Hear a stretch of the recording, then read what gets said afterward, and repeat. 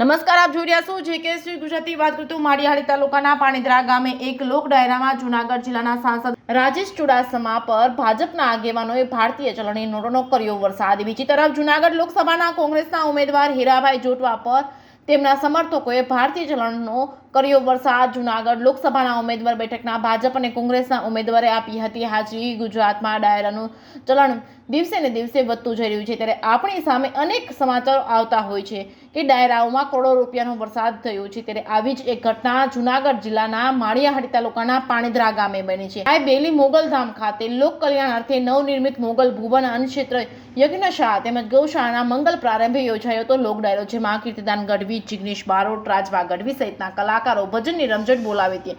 આ ભજનની રમઝટ વચ્ચે ભારતીય ચલણી નોટોના વરસાદ જોવા મળ્યો હતો, જેમાં જૂનાગઢ જિલ્લાના સાંસદ રાજેશ ચુડાસમા પર શિવા સોલંકી, દિલીપ સિસોદિયા સહિતના ભાજપના આગેવાનોએ ભારતીય ચલણી નોટોનો વરસાદ કર્યો હતો.